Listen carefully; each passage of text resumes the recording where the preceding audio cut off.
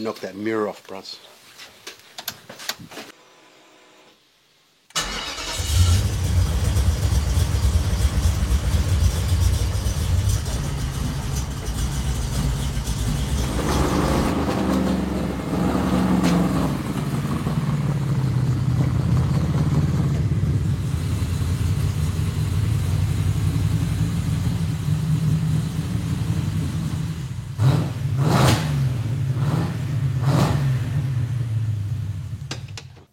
Hey, just get that engine real hot before we work on it. I did.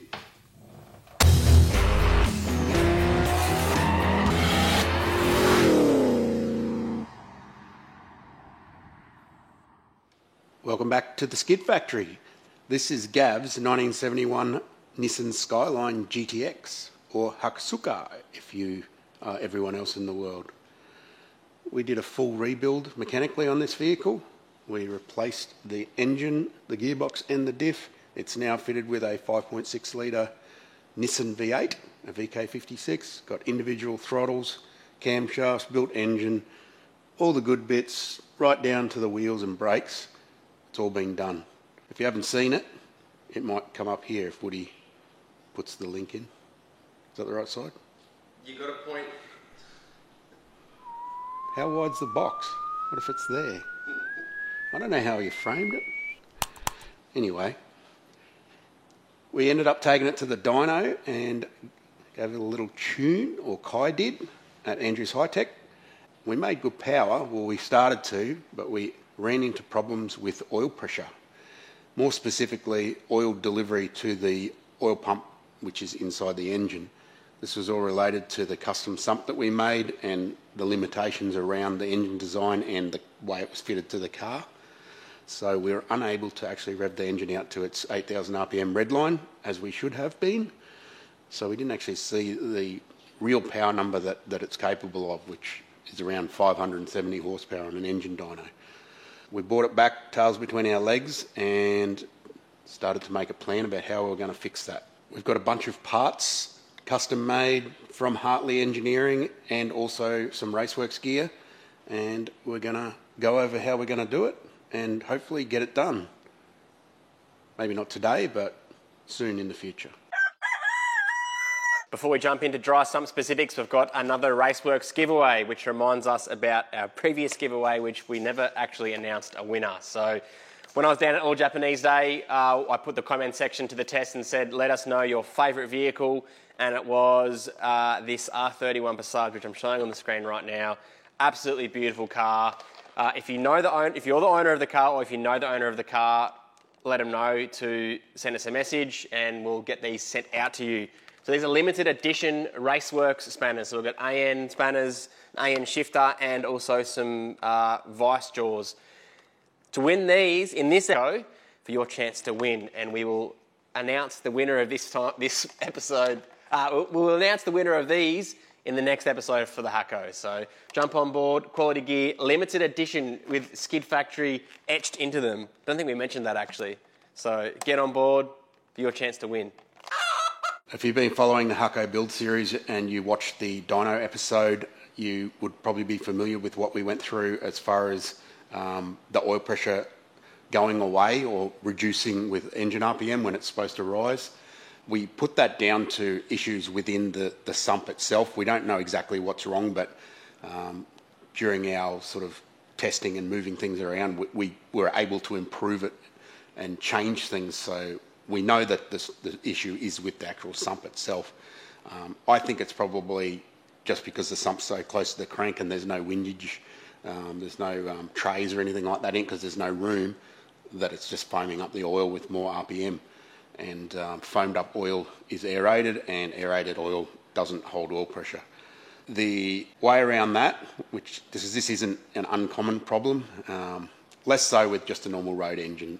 The sumps are usually pretty well designed, and they also don't rev as hard as this engine does. The fix for this sort of issue in a race car application and even in some high-end road cars is to use a dry sump setup. So obviously it's not actually dry, it refers to the fact that there's no well full of oil underneath the engine. There's simply a tray there that catches the oil, falling from the top of the engine or the internals, that would normally go back into a well that's your sump. Instead, it just sits in the tray and there's multiple ports, and a pump actually scavenges that oil back out of the sump and pumps it back into a tank. So I've got a couple of bits and pieces here that we can show you sort of how things work, and also how we're going to do it ourselves, including some fancy casting bits that we're going to get made. Let's just start from the beginning. You've got your sump, your oil well or reservoir. That's called the dry sump tank. You can see it's quite big. That's going to hold about 8 litres of oil. So that's usually mounted. It can be anywhere really, but usually you want it higher than your actual pump, so it can have an uninterrupted flow of oil with a head pressure inside that tank. So you can see there's a bunch of ports hanging out of it. This is actually a prototype, well, not a prototype, it's a test product for Raceworks to examine and see whether they want to sell these. There is one actually operating on a circuit racing car down in Melbourne, and this is the other one that we've got a hold of. This fitting here would run down to your pump, so either your internal oil pump in our case or an external pump, which some systems use as well. So that feeds it. One of these receives back from the scavenge pump, so it basically fills it up. It's got breathers, and internally there's got a bunch of baffles and stuff like that basically you're trying to remove the aeration from the oil as it runs down and fills the tank up. So the oil that comes out of here is nice, clean, no aeration at all, and that's going down to your pump and straight into your engine. So it's got to be non-aerated. You say non-aerated, unaerated. So that seems like a pretty obvious thing. You might notice that the tank's actually made out of 2 halves and it's got a flange in between it. Just a couple of reasons for that. One of them is that it's all full of baffles and stuff like that, so it probably allows access internally to weld all those things in. And the other is that in the event of an engine failure, this is probably going to end up full of bits of bearing and lifter and all sorts of things. So you can separate it apart and clean it out properly, so that doesn't become a problem after you've rebuilt your engine.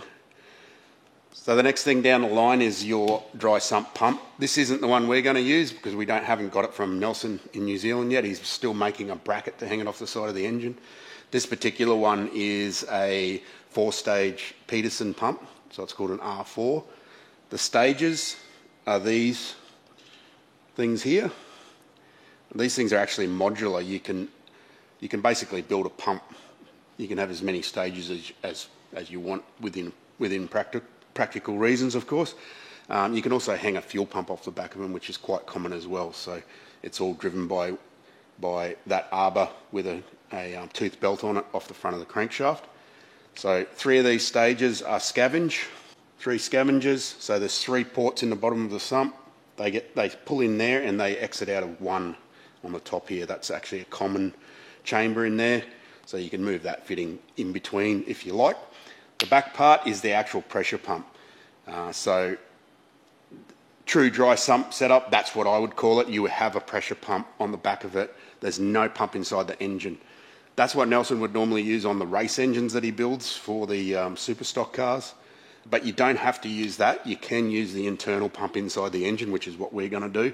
We know there's no issue with it because on the dyno in New Zealand, it was fine with a stock sump on it. It's just that we couldn't use the stock sump, so that's no longer going to be there. We're only going to have a 2-stage pump, so just 2 scavengers.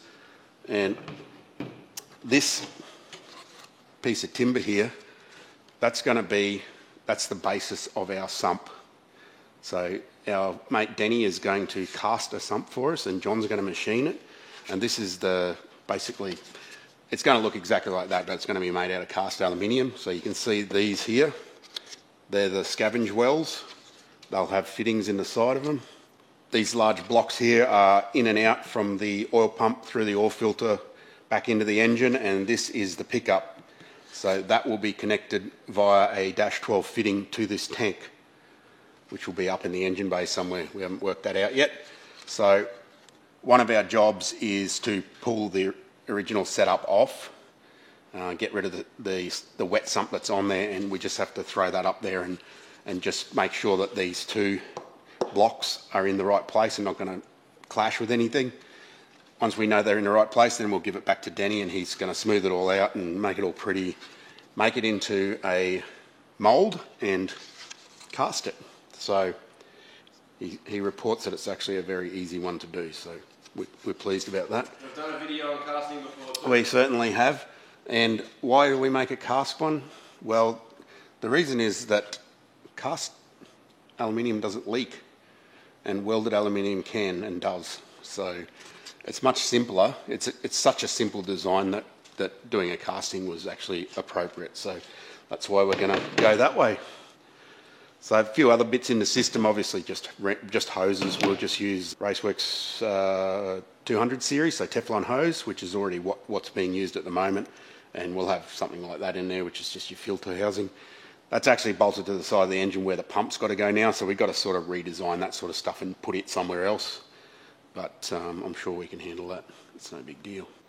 So that's the basis of a dry sump system. If you've got any more questions or corrections, we don't know everything, hit the comments section, and we're more than happy to learn just like you guys. So get into that comment section and let's talk about stuff like this. Don't forget our Raceworks giveaway competition. Limited edition, Alan. We've got limited edition AN spanner set, AN shifter, and some vice blocks over there. They're etched with the Skid Factory logo. So all you got to do is go over to Instagram, to Raceworks' page. Is it a page? Yeah. And find the picture of the Hako, comment, follow, all that stuff, and you are in the running to win this stuff. Thanks for watching, and we'll see you next time.